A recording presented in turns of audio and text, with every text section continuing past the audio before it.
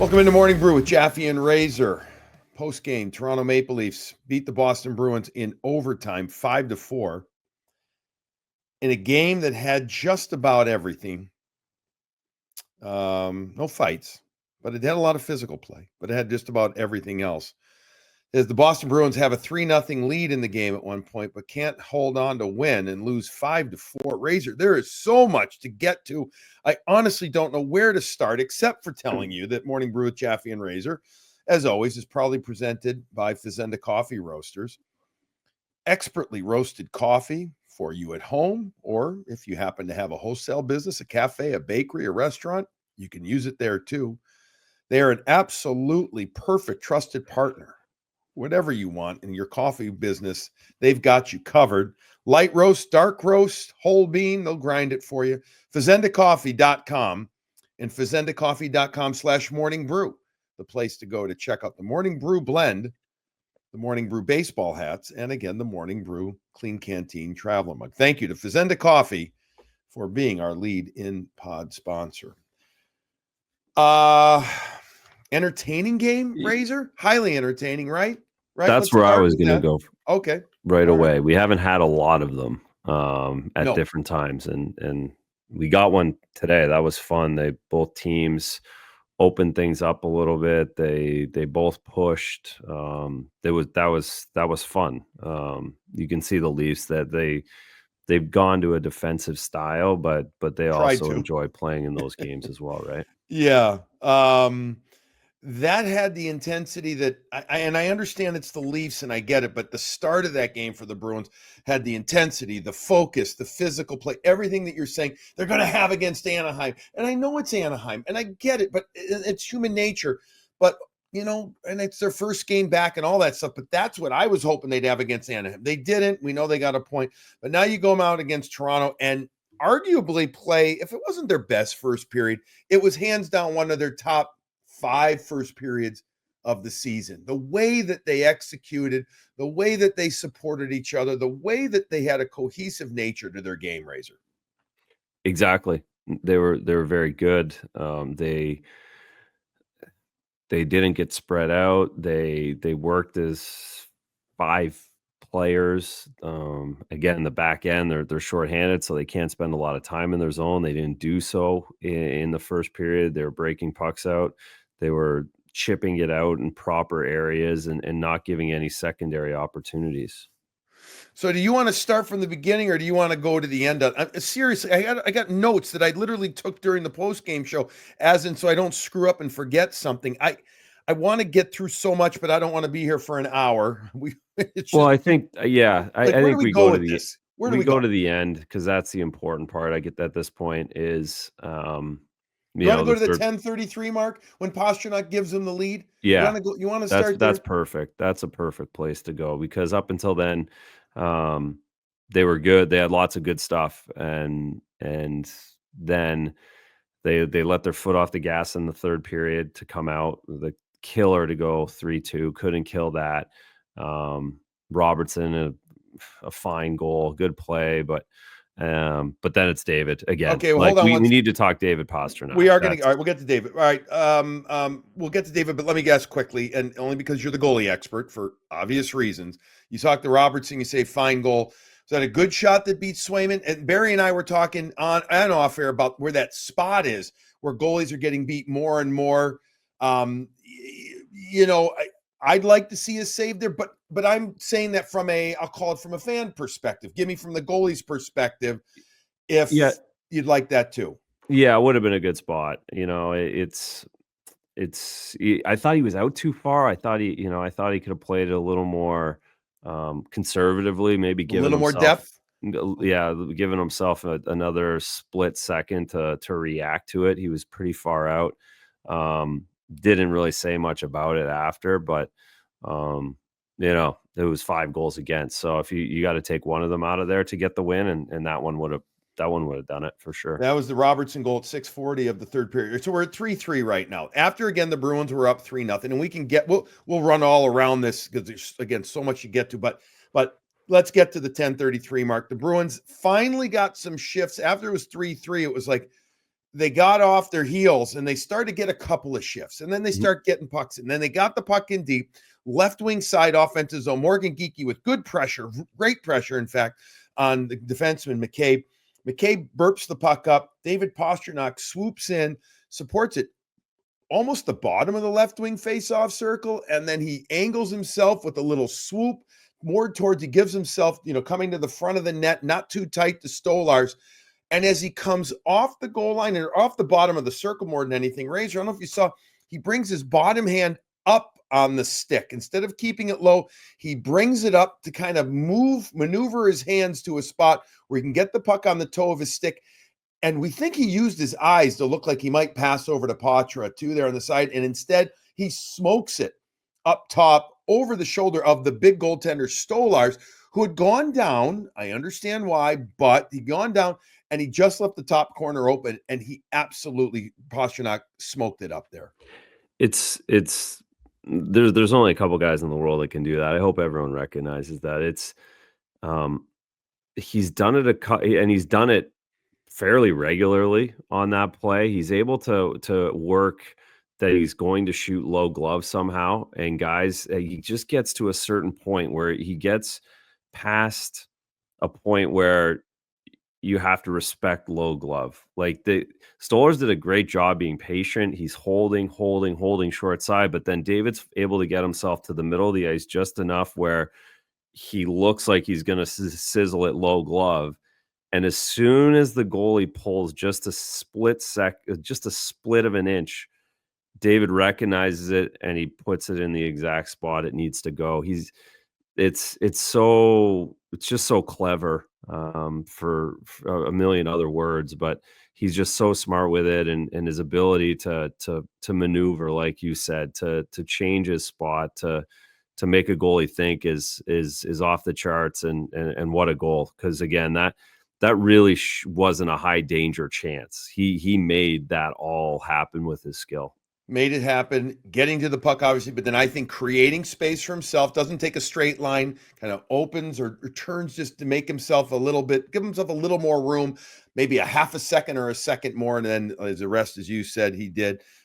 Just a beautiful goal, unassisted. You'd love to see Geekie get an assisted, but he didn't touch it. It was the stick of McCabe that pushed the puck into that area.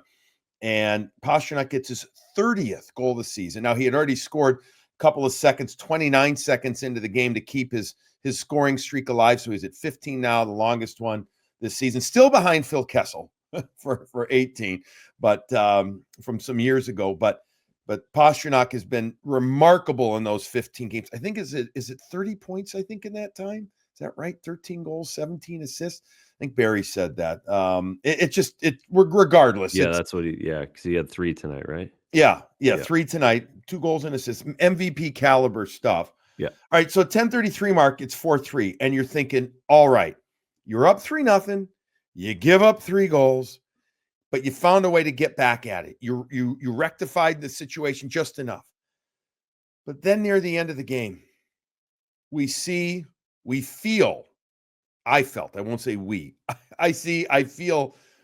like, oh no, it's the inevitable train coming at you right now as the Bruins just can't get the puck numerous times out of their zone clearly, etc. And it wasn't just one play that led to the Holmberg goal. I think it was like a minute or 2 minutes of things that you're like, it didn't, like, the guys were getting tired. They just couldn't eventually get set. And it ends up being basically we'll call them the second unit. These weren't the top line guys, Razor, that were out there at the 19-14 mark, because they had been out before the Matthews, the Marners. This was Holmberg and Robertson and Ekman Larson. They contribute to it. It's a good play from Robertson off to the glove side. So the right wing side from the goal line, passes the puck quickly to the slashing Holmberg to the front, who zips in his 6th goal of the year. But I mean, disappointment is an understatement in my eyes, giving up that goal there to make it 4-4. No, and I missed a lot of it because I'm running at 2 minutes, 1:45, but I'm hearing all the way through the tunnel, through the dressing rooms and out on the ice, the oohs and the ahs and and then I get in and yeah, it's just that for me. this is where you miss the two big guys on the back end for me. And the Bruins certainly have been far from nails last season, 6-on-5, and the year before, even at the highest peak of regular season play, they'd struggled. And but again, the depth of the back end gets affected at the last minute and a half of games, and Zadorov wasn't able to pick the puck up, and not only was he not able to get it off of the boards, he was beaten to the middle, which then just implodes any kind of coverage that you're looking to have, and keeping those guys out on the outside, and like the guys were talking about on the broadcast, the more that happens, it's just a matter of pucks finding their way in. Yeah. I don't know, man. There just felt like an inevitability. And by the way, after he scored to tie it up at 19-14, the last 30 seconds or so, it was like the Leafs were there was a feel that they could win it right there. I mean, they kept it up. The Bruins couldn't get it out, and there was opportunities, and you're like, holy smokes. And just talking to Barry and I again, and talking to other guys, we had this feeling, all of us had the similar feeling that, oh no. Thankfully they got 1 point, but again, highly disappointing. Let's go to the overtime goal where Mitch Marner gets his 18th of the season after Austin Matthews swats the puck, neutral zone, leads Mitch Marner after, Mason Lohrei makes a really good play 10 seconds before, steaming down the right side. He uses his skill. He then cuts in below the circle, drives to the net, tries to take it by the stretched out Anthony Stolarz, who's 6'6", 240-something pounds. He's a mammoth goaltender. I mean, he's huge. I don't know. It's like the sumo wrestler. I don't know anything gets by him in net to begin with, right? Anyways, this one doesn't get by him, and then the puck ends up getting out. Lohrei gets back above the play, but then he decides to kind of step up to it's desperation 101 right there. It is desperate measures. He tries to eliminate the Marners and Matthews up there, but Razor, am I wrong? I just think that maybe that's where you maybe play it safe and you come back and you stay back in the middle of the ice. I know that kind of goes probably against what Lohrei is thinking. He's thinking, I just got to get to the puck. But therefore, he had no chance when he's swatting at it. If he doesn't get it all the way down past those guys and Matthews gets it, there's no chance for him to get back on Mitch Marner, who goes in on a breakaway. Yeah, he had made a decision, and there was only one, there was only one outcome. Either it stays in or it was a breakaway. There was no in between. And yeah, it like you said, it was chaos. So I'm curious if it was just maybe it's too chaotic for him to have that moment of to really pause, I'm just going to pull back, and hopefully our guy, slow them up enough on a 2-on-1 to get a back checker in the mix. And yeah, of course, at this point, Mitch Marner is probably the worst guy to have it on his stick, for what he's had the last 10 days and against the Bruins this season. So what? He had 10 points coming into this game in his 3 games. He had another 3 points in this game. So 13 points in 4 games this year. And oh, by the way, assist is on Connor McDavid's game-winning goal for Team Canada. I mean, he's feeling it. He's feeling it. He's feeling it against the Bruins. I don't feel like he's intimidated at TD Garden. I think he's feeling pretty good. How about the way he settles the puck down? He changes his hands on the stick to use the heel of his stick to flatten the puck because it had been floating a bit or knuckling a bit. He settles it down, and then he goes to a classic backhand forehand deke. Swayman is sprawled out. I think that's a hard read there, but it's also the speed and just the hands of Mitch Marner creates that opportunity to score. Yeah, he got Swayman pretty good on that one, and it was easy once Swayman bit. Once he's down. Once he's down, I mean, there was no pressure, not enough pressure on him to really force it, and he just calmly put it in the back of the net and took the 2 points. All right. Real quick, just to run through this in case you get to watch the whole game. Bruins scored 29 seconds into the game. Pastrnak on the breakaway for Mason Lohrei. We'll talk about Lohrei's night after I quickly go through the box score here. Razor, it's 1-0, 29 seconds in. Fastest goal of the season for the Bruins this year to start a game. Marchand then on the power play. He gets his 21st from Pastrnak and Lohrei. Basically, as Pastrnak tries to hit him with a zip pass in front of the net, puck caroms off a leg or a stick. It goes off the face of McCabe, lands perfectly for Marchand after it hit the goalie Stolarz. He puts it through the 5-0, 2-0. You go to the second period. Morgan Geekie, off of a beautiful power play setup, gets the shot from the left side. He's taken the one-timer side where Pastrnak usually is. Pastrnak goes over to the right side. Lindholm and Marchand with the assist. Geekie gets off the rebound. Just a gorgeous setup on the power play. Touch pass from Marchand off the goal line to Lindholm to the bumper, who shoots. Rebound to Geekie. His career high, again, continues as he gets his 19th. That's at the 10-minute mark of the second period. But then a goal by Morgan Riley, who ended up having 4 points in this game at the 13:52 mark, gets the Leafs on the board. It went off the leg of Wotherspoon, who was in front of the net, deflects in. Marner then scores the power play goal to start the third period with 6 seconds left on the penalty kill that the Bruins had. It was a Wahlstrom penalty, a high sticking in the offensive zone. Have you heard that before, Razor? An offensive zone stick infraction? That's what the penalty was. The Bruins kill it off. Almost 6 seconds remain when Marner, what a shot by Mitch Marner, as he brought the puck in left side into the middle, beat Swayman up top. That was a gorgeous shot, I felt. He gets the goal. Tavares and Riley on the assist. Then the Nick Robertson goal from the left wing side in the third period at the 6:40 mark, inside the left faceoff circle, beat Swayman below the glove, above the pad. And then we went through already the Pastrnak goal, the Holmberg goal, and the Marner goal. The shots in the game ended up being 29 for Toronto, 13 in the third period for them alone, 36 for the Bruins. They were outshot 13-9 in the third period. In the first period, Razor, the Bruins were great, 15-8. I mean, again, arguably, if not their best, and I don't remember every game out there, hands down one of their best periods. And I thought Mason Lohrei may have had his best period. It's funny, you put out best period of his career. I think I put out best period of the season for Lohrei in that first period. He was awesome. What'd you like most about it? Well, I like he was just picking great spots to jump into the rush, and he was. You know, that's how he plays.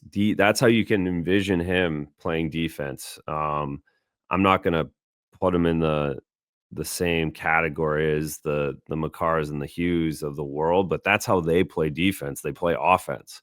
They're not in their zone. They don't get hemmed in. They use their feet to get up the ice and put the other team on their heels, and then make them change and dump. And that's the beauty of their defense, and that's how Lohrei is going to be successful defending in this league.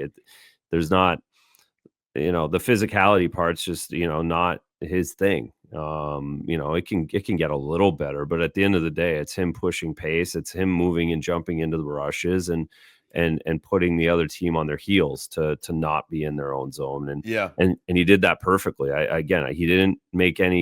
He didn't take any bad chances. He didn't take any unnecessary chances. He just took what was in front of him and skated and took ice.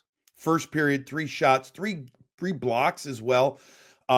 Gorgeous assist, that pass from deep in his own zone to David Pastrnak after Zacha makes a real nice support play in the corner and then utilizes the front of the net pass outlet to where Mason Lohrei is. And again, at about the 25-second mark, he takes it, zips it all the way to the offensive blue line. I mean, just a gorgeous pass hitting Pastrnak in stride. And then Pastrnak finishes it with a low blocker shot. I think Stolarz thought he was going to go glove side again there. But Lohrei's reads in the first period, not forcing it, were excellent.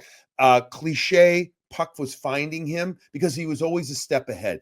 To your point, my point about the reads, he was there. He brought it to middle ice. He opened up seams for himself. He didn't try and force shots. He didn't try and make too many plays, stick handling. Really good first period. He did, he gave up a couple of things in the second term, but overall, I would rate it a very good game for Mason Lohrei. I would too. He's playing a lot right now. He's in different circumstances where he might not be at this point, and he's learning from it. And again, I thought, he played a really good game for these guys. 22:05, 2 assists in the game, 6 shots overall. Again, 3 block shots. He ended up having 2 giveaways in this game. Speaking of playing a lot, let's go back to Pastrnak for a moment. Let's talk about him here before we hit our sponsors. 2 goals and assists, 25-39 in the game. 6 shots on net, another 5 attempts. He had 2 takeaways in the game. So he had a high-level game. Doing Hart Trophy worthy things for this Bruins squad, considering the support he has offensively is less than other teams where guys are, leading the way offensively. And look, if he had been playing this way all season long, maybe he had an injury early on. We don't know, but something was different, Razor. No question about it. He has looked so freaking good lately. Maybe he'll get some votes for Hart. I would love it. I would think the league, the people around the league, I just don't know if they understand everything he's doing, but the level he's brought has been, everything I hoped for, and I guess I want to say expected, maybe not the right way, but I said, we said before the season began, we think he's a 110 point plus guy. Well, he's not going to get there, but this pace, if this is what he was doing early on, he'd be blowing it away. And, he's almost 60% he's in on 60% of the Bruins goals over the last 2 or 3 months. It's wild stuff. And it's 3 points every night or 2 goals every night. And now 15-game point streak. It's, and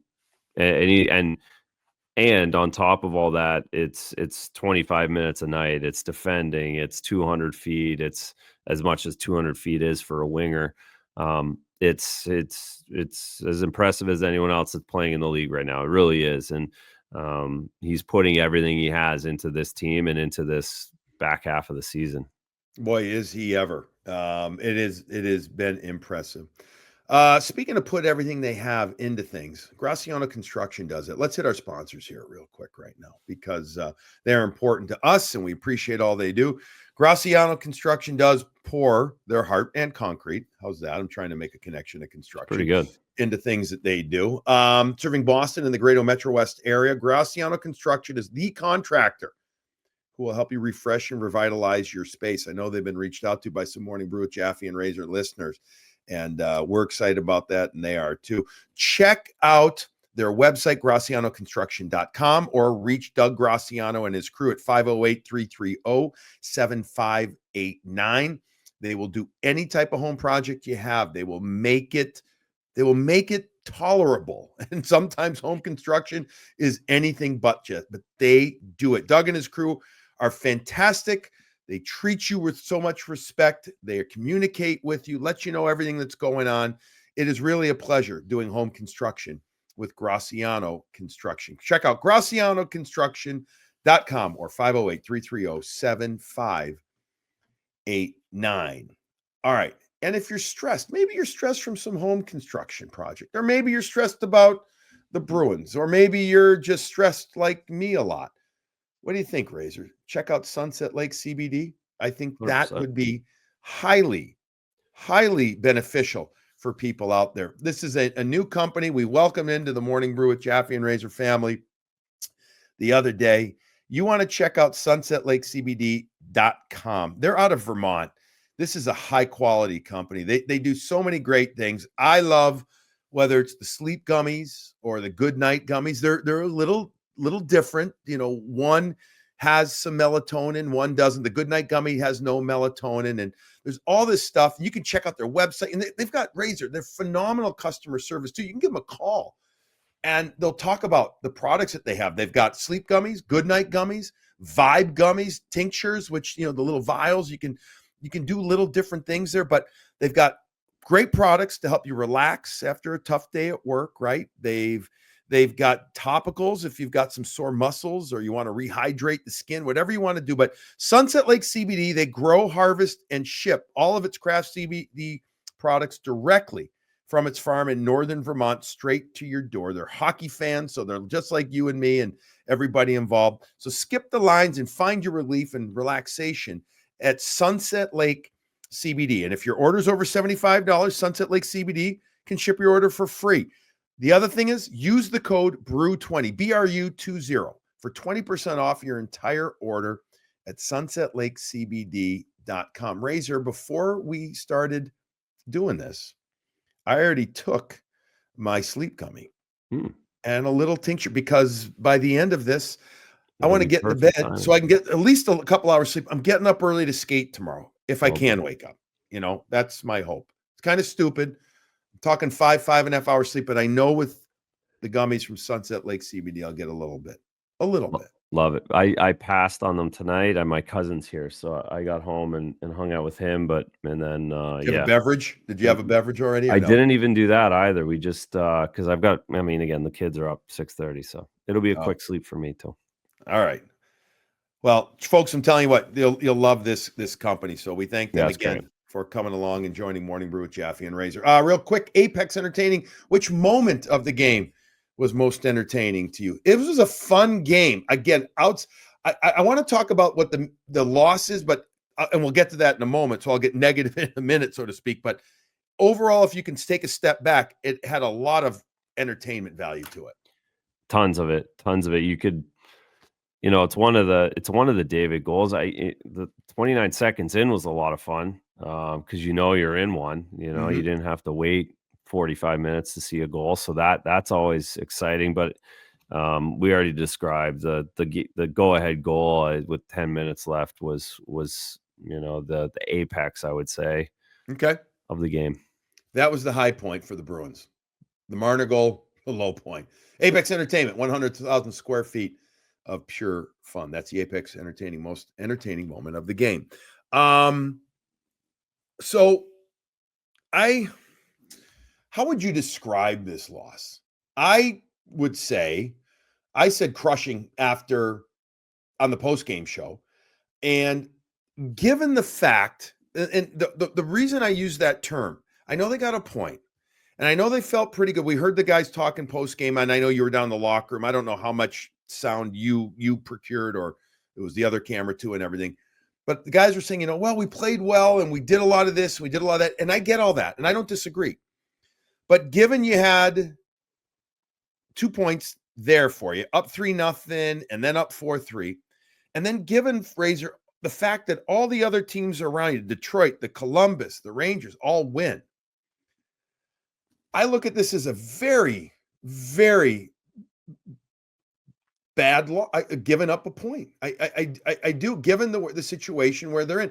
I'm not saying that there's no chance for them to make the playoffs. I'm just saying it's kind of felt to me crushing, given what they had done in this, how well they had played. It made it even harder for me seeing them get this loss. How would you describe it? Yeah.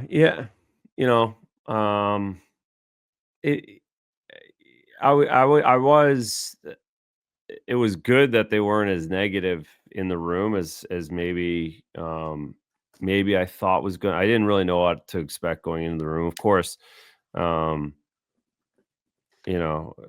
just kind of on my own down there. I didn't see the meet. You're not around anybody.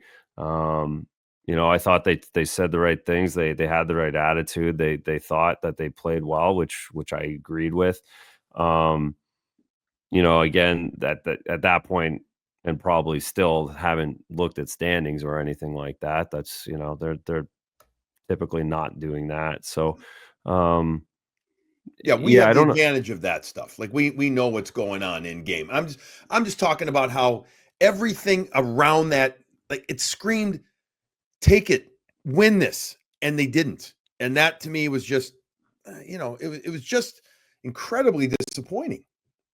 Yeah, and I think you just you kind of look at the last 4 games and you just wish they had 3 or 4 more points. But I think on the other side of it, that as players, they have to get ready for the Islanders. And you talk to Brad, it's about nothing about the past, and to do that, you have to take positives and leave negatives behind, and that's what they're trying to do right now. And again, it could have been worse. Both games could have been worse. They scored a 6-on-5 and they gave up a 6-on-5 over the last 2 games. So 13th 6-on-5 goal they've given up this year.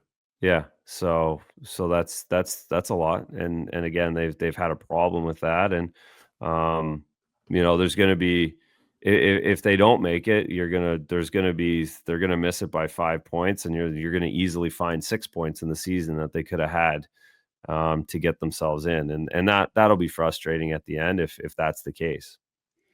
Surprisingly, Maple Leafs have given up 12 6-on-5 goals this year too. There you go. They've only scored. My guess is 13 is, My guess is there's a lot more than people think. I mean, the goalies are getting pulled with 5 minutes left. So even when you win these games, you're giving up empty net goals, right? So Yeah. there's more that, Um, there's a lot. well, 6-on-5, Maple Leafs now have 2-4, 12 against. The Bruins 6-on-5, 2-4, 12 against. 5-on-6. Let's see. I don't know. I'm looking at all these numbers, these goal situations. Too many. It's too much numbers too late at night. Maybe the gummies are kicking in. I'm not sure. Negative in this game, Trent Frederick got hurt too. Frederick gets hurt in the second period as a hit by Jake McCabe. He went down, looked like lower body, as a bit of a sprawl, like the legs flailed and not splits, but went out. Hard to say what it is, but I mean, here you go. Here's a guy who knows what's going to happen coming up, UFA to B. We know that the Bruins are listening to everything and stuff, and he could be one of those guys. But more than anything, regardless of that, is you can't afford to get another injury to a regular guy. You're already down a couple of guys. No, that's it. Exactly. And you saw that as the game went on, not having a third line essentially.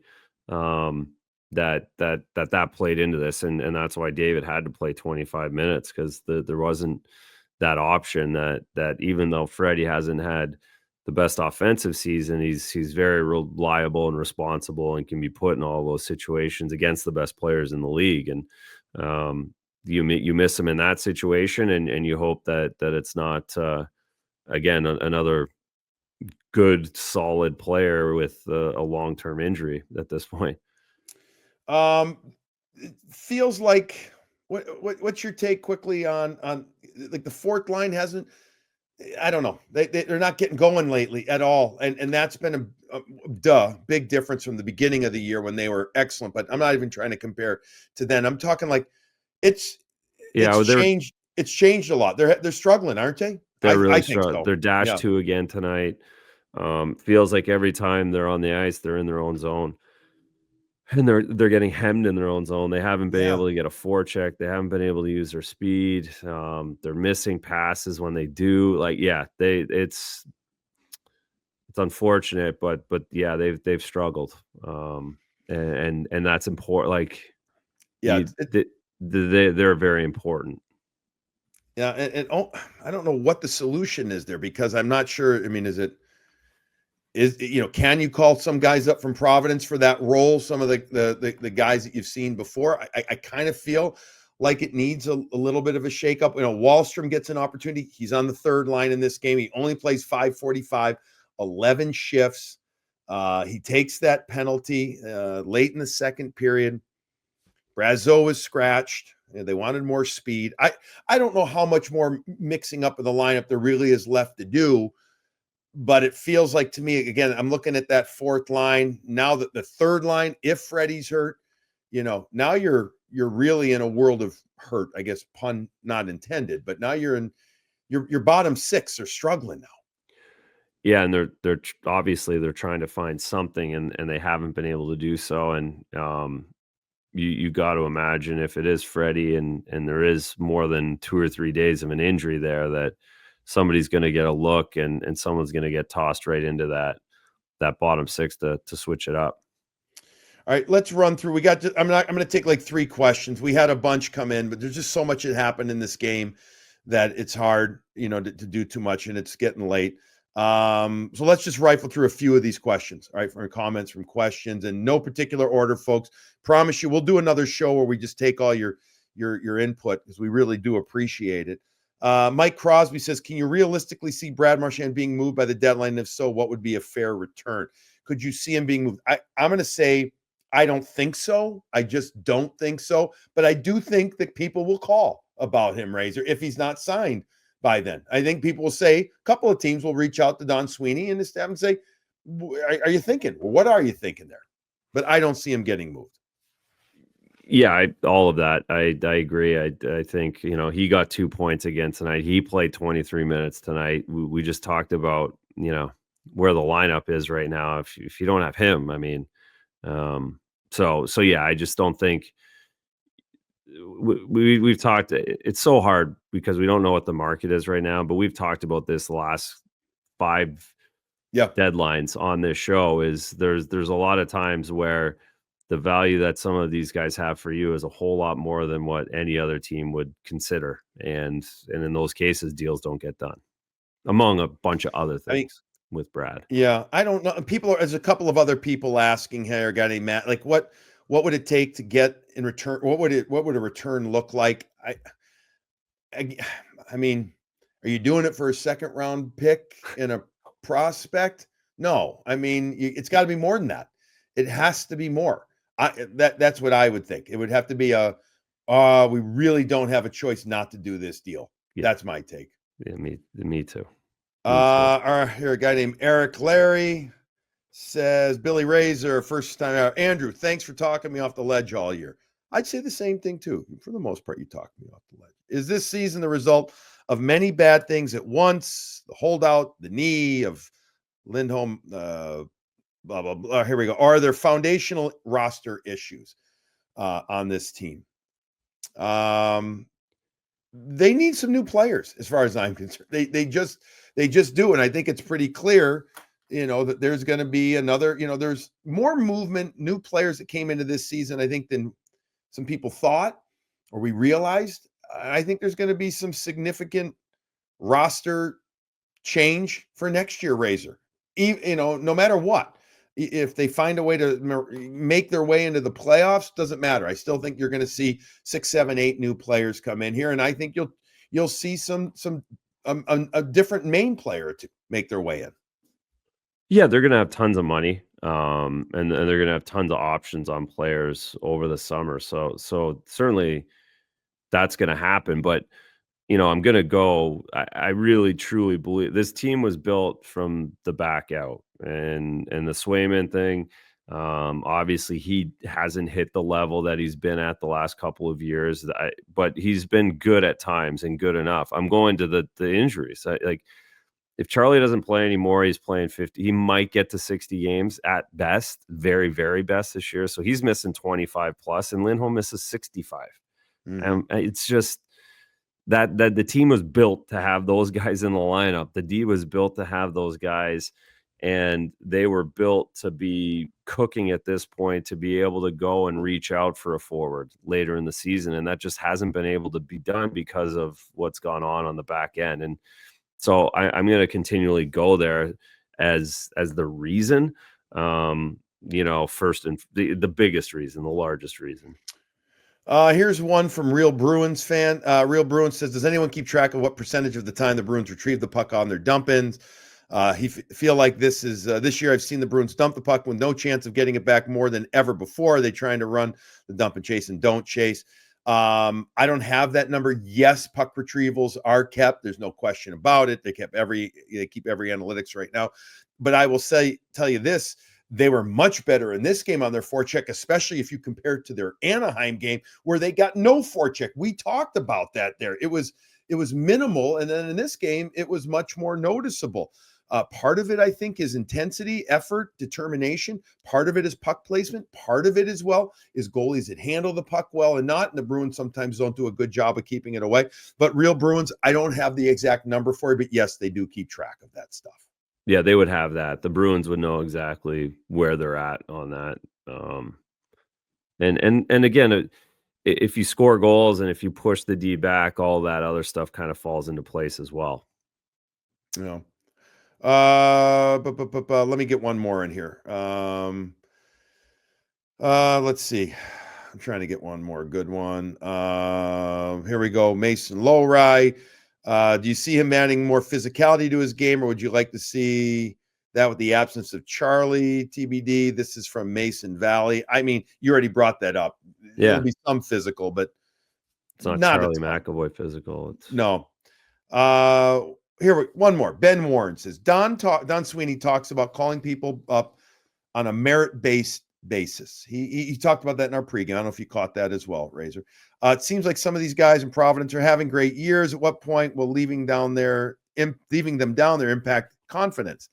If everyone else thinks they deserve the call-up, but leadership doesn't. I don't know about, Ben, I don't, you know, like what does Lysell have? 9 goals, I think 10 goals on the season. I mean, I don't know if is anybody having what you would call a great year. You know who's having I think a very good year is DiPietro, the goaltender down Yeah. there. Yeah. Seems to have established himself real well.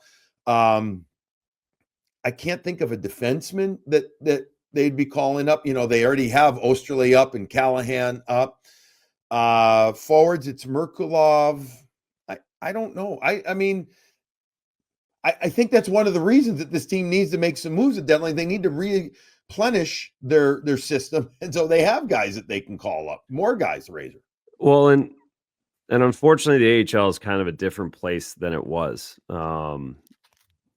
To what everybody thinks at times. You know, a lot of the kids that are really exciting for everybody are in college or in juniors, and they have 1 year of AHL or 1.5. And if you're down there a long time, and haven't been called up, it's because you're not doing exactly what's expected. So please don't, just because you read, you know, or see a video online that says someone's really good in the minors, like, if you put, and just for reference, like, if you put any of the guys that that you think aren't playing well in the NHL right now, if you put them in the minors, they'd score 50 goals with their eyes closed. Right. Like, that's how good the guys in the NHL are. And you know, I think that's it really does get lost, and I understand that, I get it, but the merit based is, you need to do a lot. You're not just given the NHL. The NHL is just not given to people. It's really, really hard to make it, and you have to be big, and you have to be strong, and you have to have a skill set that's just better than everybody else's. And unfortunately, I don't think we would have seen it by now if they that were was ready there. for a call. If Yeah, it they was would've. here, if someone was ready, we would have seen it by now. And the fact that we haven't, you can't completely just go against the organization like they don't know what they're doing. Like, there's a bunch of really smart people in this organization that have done a lot of hockey and know hockey, and unfortunately, you know, again, 9 goals in the minors, you know, again, the guys that are up here right now that you think that aren't doing a good job would score 9 goals in a week and a half down there. Yeah, and I'm just pulling it up because, as I've said many times, sometimes my mind goes on me a bit. Yeah, it is 9 goals. He's got 9 goals and 20 assists, 29 points this year. So I was right about that. He's had a nice season and at times shown some good stuff. And Merkulov's had a nice season, but it's different. Their roles are different. Now it'll be interesting to see again if Frederick's injured. I don't think Wallstrom will be in next game, given what he did do and what he didn't end up playing. So there's 2 spots right there. You would think Brazeau takes one of them, but then you're going to have to call somebody up. Mm-hmm. You're gonna. It'll be interesting to see who ends up getting the call. What could emphasis with Freddie a third line spot if he's not able to go. All right, Bruins lose. They're now winless in 4. They're 0-2-2. Again, I go back to some of those games, the Vegas and the Ranger game before that.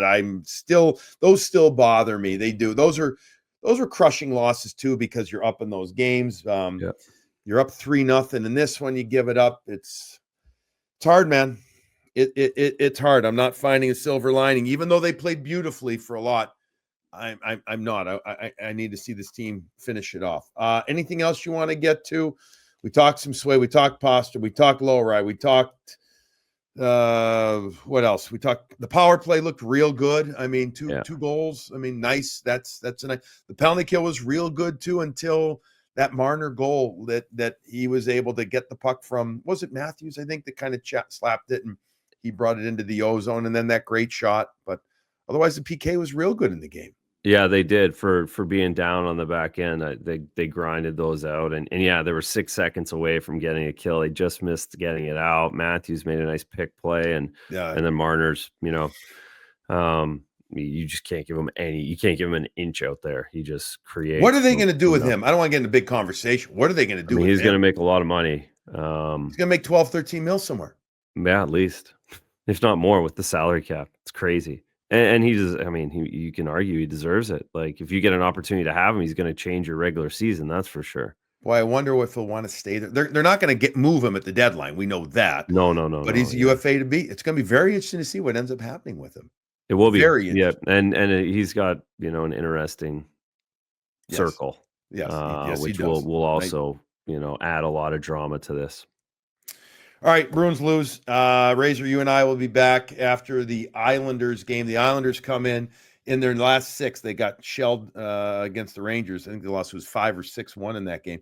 They're 1-5-0 now in their last 6 games coming in. No Matt Barzal. Sorokin didn't look great.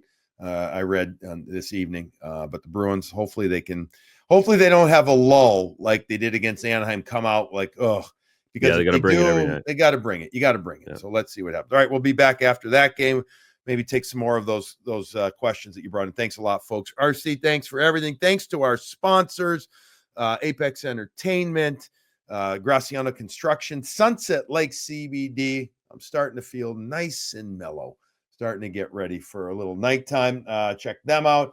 And as well as always, Fazenda Coffee. All right, we'll talk to you after Thursday's game. Hopefully the Bruins get a better result. Try and enjoy your coffee.